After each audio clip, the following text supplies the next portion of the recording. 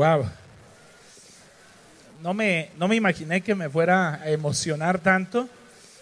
A Dios sea la gloria. Quiero invitarle, así como está sentado, a abrir su Biblia en el primer libro de Samuel, capítulo 7, versos 10 al 14. Primer libro de Samuel, capítulo 7, versos 10 al 14. Este mensaje, por ser aniversario de Impacto, que estamos celebrando un año más de vida como iglesia. Y dicho sea de paso, si usted es miembro de esta iglesia, esta es su iglesia, entonces no es mi fiesta, no es la fiesta de los líderes, es nuestra fiesta. Pues si la iglesia cumple un año más y usted es parte de la iglesia, entonces es la fiesta de todos nosotros. Entonces, felicidades a todos ustedes, que cumplan muchos más años o cumplamos muchos más años con la ayuda de Dios. Amén.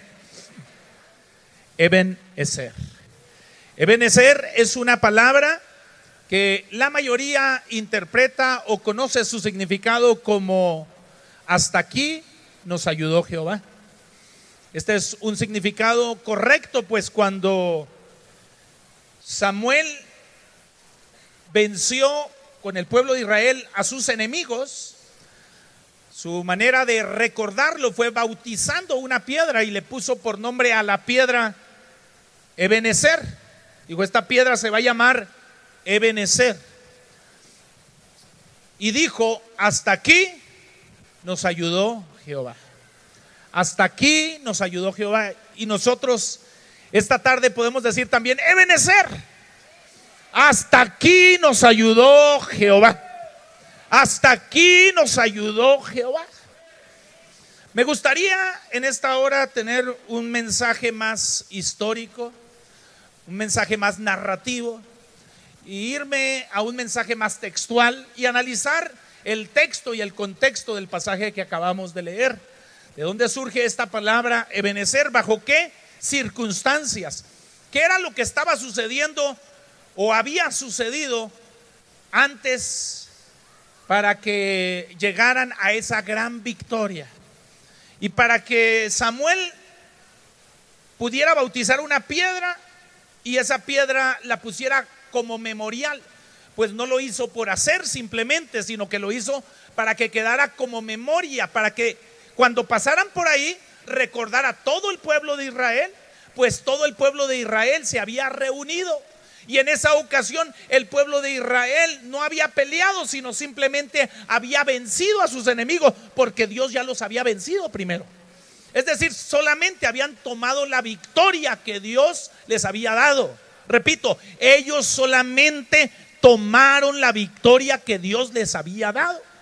Samuel, siendo la principal autoridad en ese momento de la nación de Israel, tomó la decisión de ungir esa piedra, de ponerle por nombre Ebenezer, con el propósito de que no se les olvidara a todo el pueblo de Israel lo que había sucedido en ese lugar.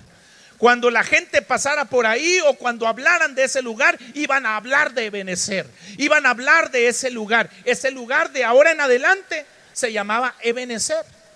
Lo vemos mucho más atrás cuando está narrando, dice que el arca del pacto fue tomada de Ebenezer. Significa que allí se construyó algo, se construyó una ciudad. Ese lugar se volvió famoso en el pueblo de Israel. Pero no solamente significa hasta aquí nos ayudó Jehová.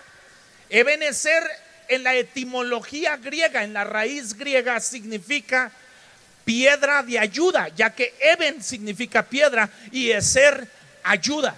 Entonces Ebenezer significa piedra de ayuda. Es una piedra de ayuda. Es un mensaje profético que Dios le puso en el corazón al profeta Samuel, recordándole que en Israel había una piedra de ayuda.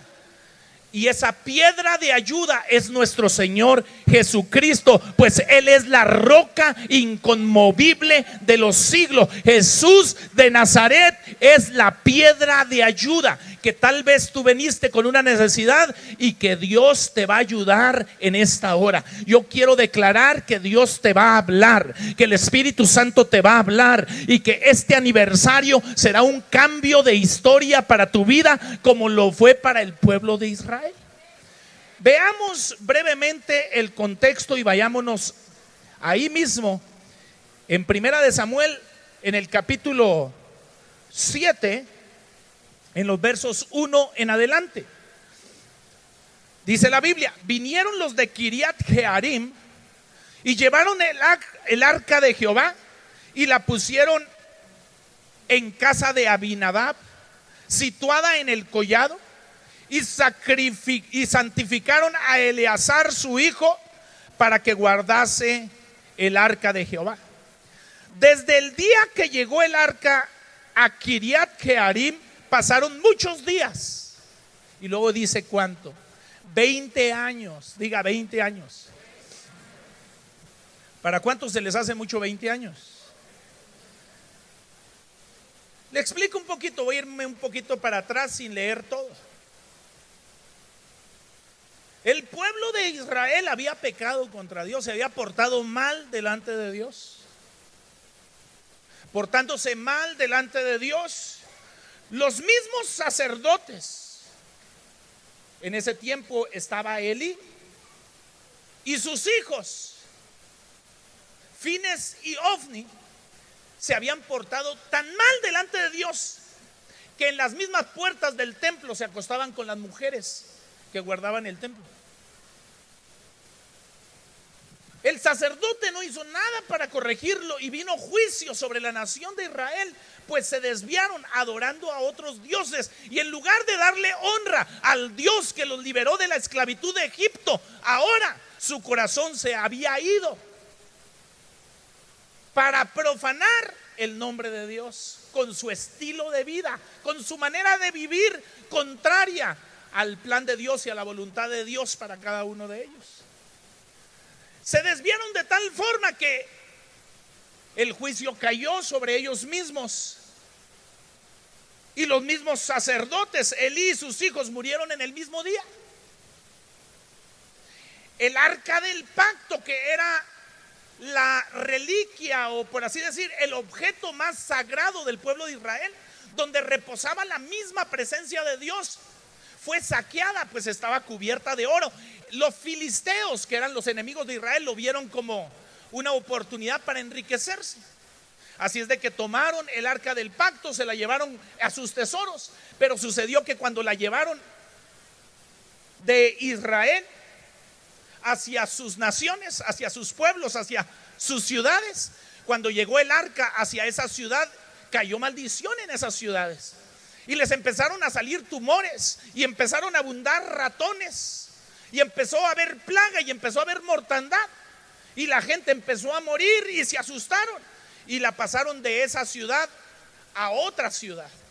En la otra ciudad pasó lo mismo y de ahí la pasaron a otra ciudad y en la otra ciudad pasó lo mismo y estos se asustaron. Eso pasó durante 7 meses. Y después de 7 meses la enviaron y dijeron: vamos a regresarla mejor. Consultaron a los ancianos de entre los filisteos y dijeron: el arca del pacto no puede estar aquí con nosotros. Así de que dijeron: tenemos que regresarla a Bet-Semes, una de las ciudades de Israel todavía. Pero no la vamos a regresar así nomás, sino que vamos a pagar un tributo. Vamos a pagar como un castigo por lo que hicimos. Y vamos a dar oro. Y había 5 reyes de los filisteos, o 5 príncipes, cada príncipe por cada una de las 5 ciudades de los filisteos. Y pusieron ahí, según ellos, una manera de decir: Dios, perdónanos. Una ofrenda, un sacrificio. Esa era una ofrenda desde su punto de vista por el pecado que habían cometido. Y dibujaron como en oro, como 5 tumores de oro, 5 ratones de oro. Los pusieron en una caja, los pusieron junto con el arca del pacto, los subieron en una carreta y pusieron 2 vacas o 2 bueyes que llevaran el arca. Y dijeron: si los bueyes se van hacia la ciudad de los israelitas, hacia Bet-Semes, entonces es que Dios mandó ese mal. Y si no, entonces vino por cualquier otra causa. Y entonces cuando soltaron las vacas, dice que agarraron directo a la ciudad sin desviarse ni a izquierda ni a derecha, y supieron que el mal había venido de Dios. Así es de que cuando llegaron allá se alegró el pueblo de Israel.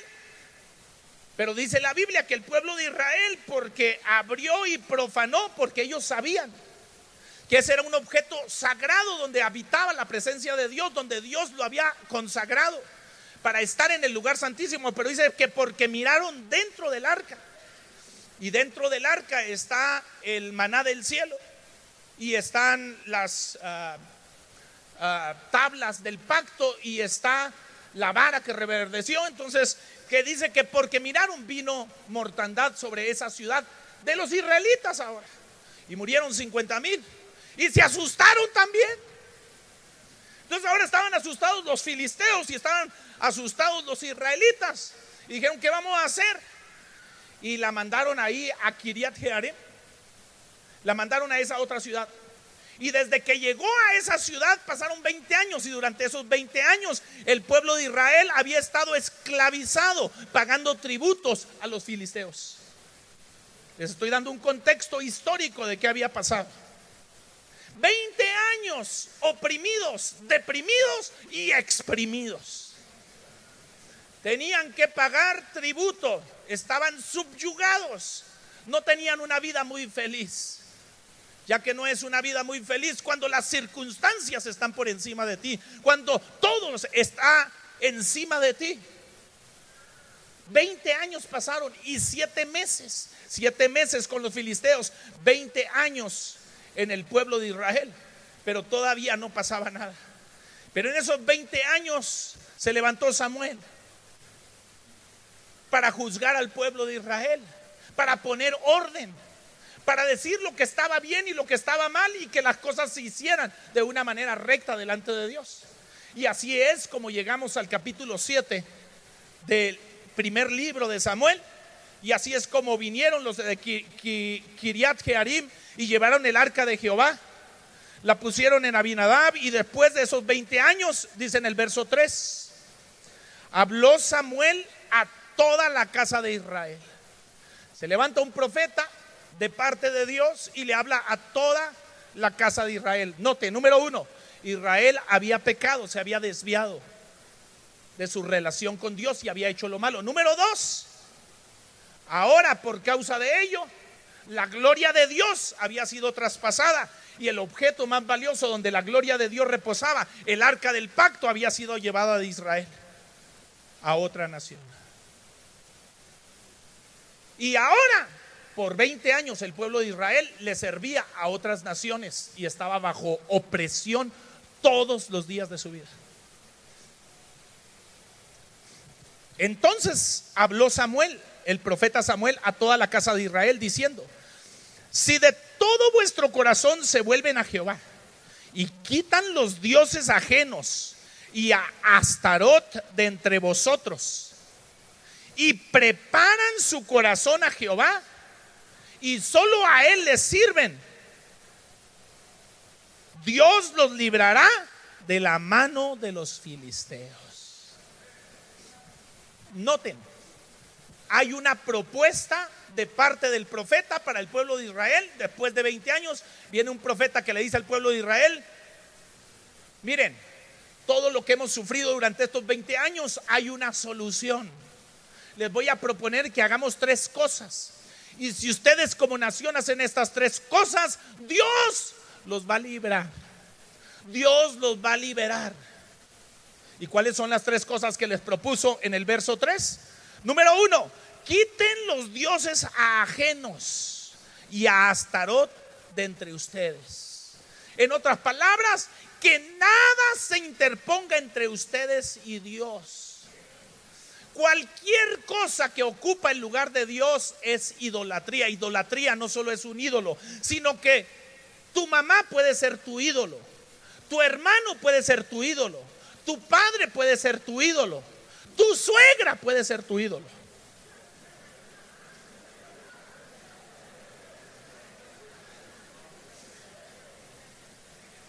Cualquier cosa que tú pongas antes que Dios, si pones a tus hijos antes que Dios, eso es tu ídolo, porque un ídolo es lo que tú honras por encima de todo.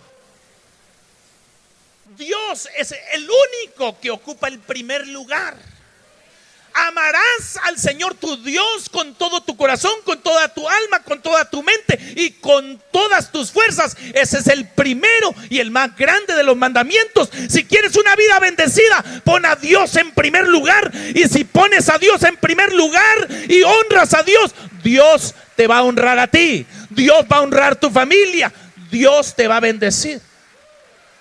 Así es de que lo que sucedía en aquel tiempo todavía sucede ahora. Y lo que liberó en aquel tiempo todavía libera ahora. Y lo que esclaviza en aquel tiempo todavía esclaviza ahora. Y la solución de aquel tiempo todavía es la solución de ahora. Número 1, quita los dioses ajenos delante de mí. Deja que todo pase a segundo lugar. Ponme a mí en primer lugar y te liberaré. Quitaré la opresión de delante de ti. Me levantaré y te bendeciré. Número 2, le dice: y preparad vuestro corazón a Jehová. No lo hagas por hacerlo, hazlo de corazón. Prepara tu corazón. Dile: Dios, verdaderamente estoy arrepentido, verdaderamente quiero un cambio, verdaderamente quiero honrarte. Y número 3, le dice: y solo a Él sirvan. Sírvanle. No sean solamente oidores, sean hacedores de la palabra. Lo que aprenden, pónganlo por obra para Dios. Que lo que Dios dice que está bien, hay que hacerlo. Y lo que Dios dice que está mal, no hay que hacerlo. Y si tú haces lo que Dios te dice que hagas y no haces lo que Dios te dice que no hagas, estás sirviendo a Dios. Y si sirves a Dios, Dios te va a servir a ti. Dios te va a bendecir a ti. Dios te va a levantar a ti. Entonces pidió 3 cosas. Número 1, quiten lo malo de sus vidas, quiten sus ídolos. Número 2, háganlo de corazón. Y número 3, hagan lo bueno. Dejen de hacer lo malo, háganlo de corazón. Y de corazón sirvan a Dios, hagan lo bueno. Después de este consejo que les da el profeta al pueblo de Israel, esta fue la reacción del pueblo de Israel. Entonces los hijos de Israel quitaron a los Baales y a Astarot y sirvieron solo a Jehová. Y Samuel dijo: reunid a todo Israel en Mizpa y yo oraré por vosotros a Jehová. Después de que hicieron esto, hizo una convocatoria de toda la nación en un lugar específico en Mizpa. Y en ese lugar él iba a hacer una oración específica, porque él les dijo: si ustedes quitan los dioses ajenos, yo voy a orar por ustedes, como diciéndoles: yo soy profeta de Dios, y cuando yo ore, Dios va a bendecir sus vidas. Pero antes de que haga yo esta oración, ustedes pónganse en orden con Dios. Y si se ponen en orden con Dios, entonces voy a orar. Y cuando hicieron lo que el profeta dijo, entonces los convocó y les dijo: ahora voy a orar por ustedes, ahora voy a bendecirlos, ahora Dios va a obrar en sus vidas, ahora Dios va a romper cadenas y yugos de opresión, ahora Dios les va a sanar, ahora Dios les va a prosperar, ahora Dios les va a liberar, ahora Dios les va a restaurar. Y los reunió para orar por ellos. Se reunieron en Mizpa. Verso 4. Sacaron agua y la derramaron como libación delante de Jehová. Y ayunaron aquel día. Y dijeron allí: contra Jehová hemos pecado. En otras palabras, se arrepintieron, confesaron su pecado. Y juzgó Samuel a los hijos de Israel en Mizpa. Quiere decir que se tomó un tiempo para ver qué problemas había y puso orden en el pueblo. Tomó decisiones. Lo que estaba mal lo corrigió y hubo cambios. hicieron frutos dignos de arrepentimiento. Y cuando oyeron los filisteos que los hijos de Israel estaban reunidos en Mizpa, subieron los principales de los filisteos contra Israel, y al oír esto los hijos de Israel tuvieron temor de los filisteos. Note, los israelitas, los hijos de Dios, el pueblo de Dios, hizo lo correcto. Había hecho lo bueno, se habían arrepentido, se habían apartado de los baales, de los dioses ajenos. Incluso habían hecho confesión de pecado. Permitieron que se levantara un juez, un profeta, y juzgara entre lo que estaba bien y lo que estuviera mal. Y como recompensa, ¿qué habían tenido? Estando todo el pueblo reunido en Mizpa, lo oyeron sus enemigos. ¿Y saben qué dijeron sus enemigos? Vamos a atacarlos. Y se levantaron para atacarlos, y lo oyó el pueblo de Israel. A veces usted se levanta para hacer algo bueno. Dice, ahora voy a ir a la iglesia, ahora voy a rendir mi vida a Dios, ahora voy a ayunar, ahora voy a orar, ahora voy a leer la Biblia, ahora me voy a portar bien. Y usted se arrepiente genuinamente, y entonces parece ser que el infierno se levanta contra usted. Parece ser que la guerra apenas comienza. Y usted dice, pero ¿qué estoy haciendo mal? Pero si yo estoy haciendo lo correcto, ¿por qué me está sucediendo esto? Y eso pensó, yo creo, el pueblo en ese momento. Verso 8. Entonces dijeron los hijos de Israel a Samuel: no ceses de clamar por nosotros a Jehová nuestro Dios, para que nos guarde de la mano de los filisteos. Y Samuel tomó un cordero de leche y lo sacrificó entero en holocausto a Jehová. Y clamó Samuel a Jehová por Israel, y Jehová le oyó. Y aconteció que mientras Samuel sacrificaba el holocausto, los filisteos llegaron para pelear. El pueblo hizo lo correcto, el profeta hizo lo correcto. Tomó un cordero, una ofrenda expiatoria, una ofrenda de petición delante de Dios, y lo sacrificó entero delante de Dios. Y aún así, mientras lo sacrificó, llegaron los enemigos para pelear.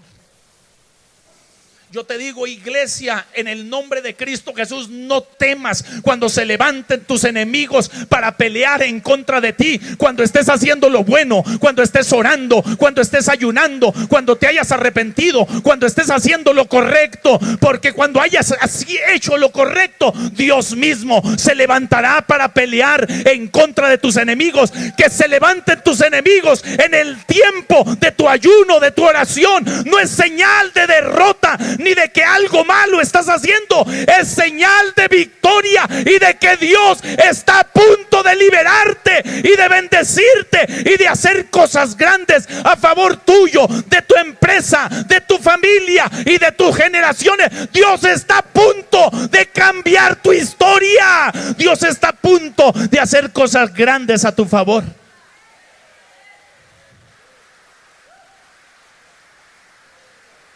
El pueblo hizo lo correcto. Samuel hizo lo correcto: sacrificar holocausto a Dios, orar por el pueblo. Pero dice, mientras Samuel sacrificaba, los filisteos llegaron para pelear con los hijos de Israel. Dice, mas Jehová tronó aquel día con gran estruendo contra los filisteos. Esa piedra Ebenezer era un recordatorio de un Dios que tiene poder para destruir a tus enemigos. Era un recordatorio. Ebenezer no solamente significa hasta aquí nos ayudó Jehová, significa Dios truena contra mis enemigos. Dios destruirá a mis enemigos con gran estruendo. Dios obrará en tu casa, en tu familia, en tu negocio. Dios cambiará tu historia. Ebenezer significa punto de cambio. Está a punto de cambiar tu historia. Dios nos dio 17 años. Él cambió su historia, pero Él seguirá cambiando tu historia y la historia de miles para la gloria de Dios.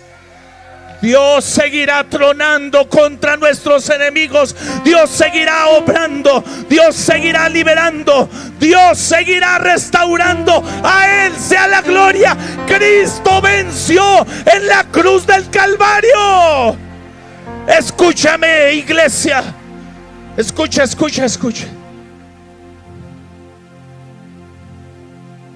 Cuando Jesús murió en la cruz del Calvario, Él no perdió. Dice la Biblia que hubo un gran estruendo y un terremoto que partió el templo y separó el lugar santo del lugar santísimo, diciendo que el velo se había roto desde arriba hasta abajo, explicando que el camino estaba abierto para la gloria de Dios. Oh, Cristo venció. El lugar tembló. Hubo un trueno en la muerte de Cristo, pero Cristo no perdió. Cuando Él murió en la cruz del Calvario, el cielo tembló, el cielo tronó, la tierra tembló con gran estruendo. Y dice la Biblia que los principados, las potestades y los gobernadores fueron conmovidos, para que quede lo inconmovible. Y dice la Biblia que el acta de los decretos, que no será contraria, donde estaban apuntados tus pecados, tus transgresiones, tus iniquidades, fue clavada en la cruz del Calvario, porque la piedra de nuestra ayuda había muerto, pero a un día resucitar para darnos vida y vida en abundancia. Él vive, Jesús vive, Él resucitó, Él está aquí, Él es tu piedra de ayuda, Él te ayudará, Él te sostendrá. No estás solo, no estás sola. No temas, no temas, no temas, no temas, no temas, no temas. Haz lo correcto, haz lo que a Dios le agrada,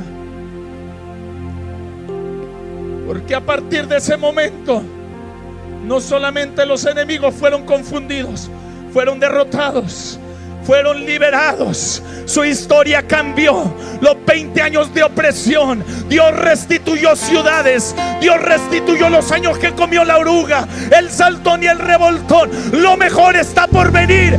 Impacto de fe, lo que viene es mejor. Jesús es nuestra roca, Él es tu torre fuerte, Él es tu pronto auxilio en la tribulación. Ebenezer, piedra de ayuda. Hasta aquí nos ayudó Jehová.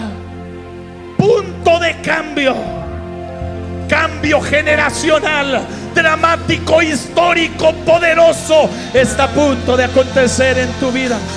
Si tú le honras, Él te honrará. Pastor, ¿y cómo le honro?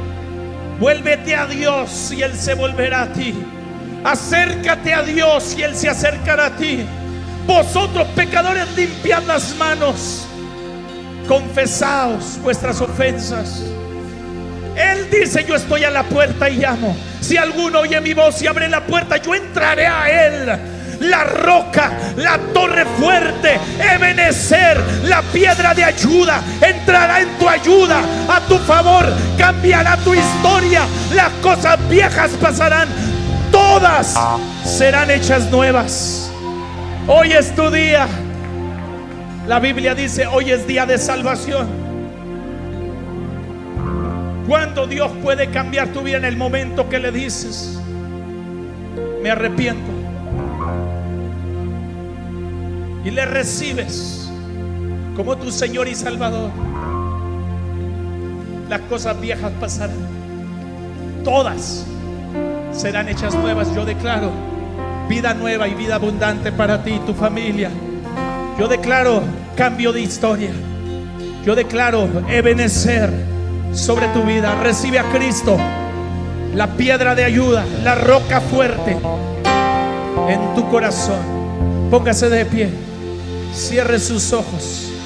Todo ojo se cierra, toda mano se levanta. Adore a Dios.